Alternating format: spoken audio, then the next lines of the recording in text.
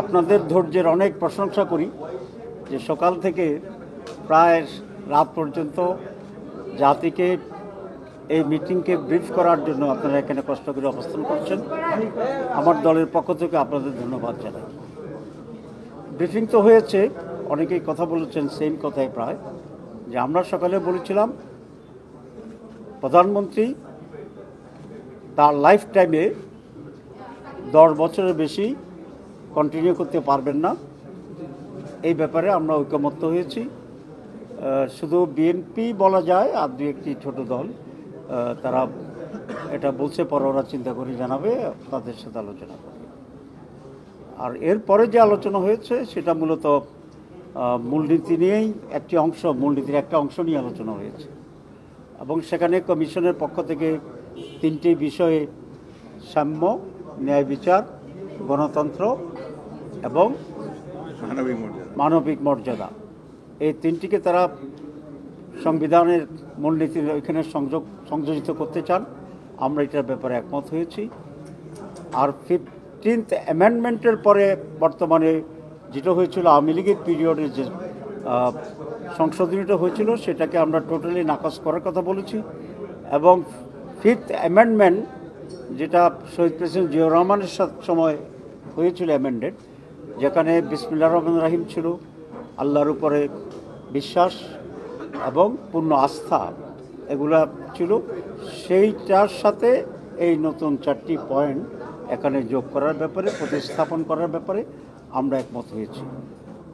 এ বিষয়ে কিছু কিছু দল, বিশেষ করে যারা বাম ঘরানার, তারা এখানে আপত্তি জানিয়েছে।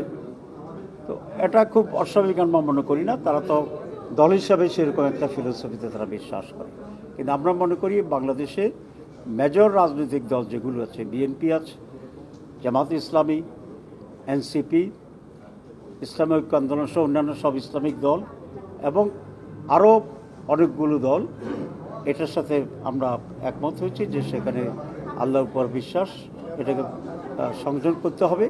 কারণ এদেশের 90% মানুষই এই ফিলসফির সাথে, এই দর্শনের সাথে তারা একমত আছে। তো এটা ডিসাইডেড হয়নি, কিন্তু মেজরিটি আমরা এটাকে রিপ্রেজেন্ট করি এবং সেটার ওপিনিয়ন আমরা খুব স্ট্রংলি আমরা দিয়েছি। আপনাদের সবাইকে ধন্যবাদ। দুই মেয়াদে প্রধানমন্ত্রীর কথাটা হচ্ছিল, সেটা থেকে সরে কেন আসলে? 10 বছরের কথা না, আমরা আসলে এখানে খুব ডিফারেন্স নাই, একটা টেকনিক্যাল ডিফারেন্স আছে। আমরা যখন দুটো মেয়াদ বলেছি তখন একটি পূর্ণাঙ্গ সংসদের মেয়াদকেই আমরা মিন করেছিলাম।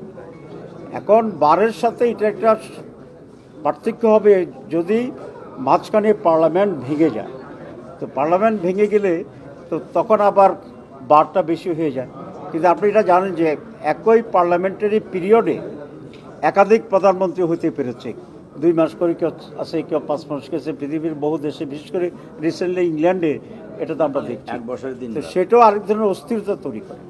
তো যখনই আমরা মেয়াদ বলেছিলাম, প্রায় সকলের সাথে বিরতি হয়েছিল 15 বছর মত 15 মিনিট আমরা এটা আলোচনা করেছি। যখন এ নিয়ে বিতর্ক হচ্ছিল তখন আমি প্রস্তাব করেছিলাম যে এটা 10 বছর হোক, তাহলে আর মেয়াদ 12-এর যে ব্যাখ্যার যে পার্থক্যটা এটা যেন না থাকে। আসলে আমাদের মূল উদ্দেশ্য দুইটাই, কিন্তু একটা হচ্ছে পাওয়ারকে লিমিট করা, টাইমকে লিমিট করা, যাতে ফ্র্যাঙ্কেনস্টাইন না হয়ে যায় কেউ, আর হচ্ছে দেশের স্থিতিশীলতাকে নিশ্চিত করা।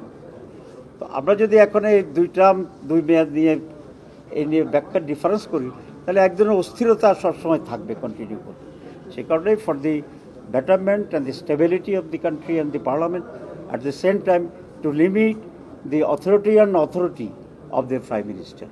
তো এই দুটাকে সামনে রেখেই আমরা এখানে একটা বিষয়ে আমরা একমত হয়েছি।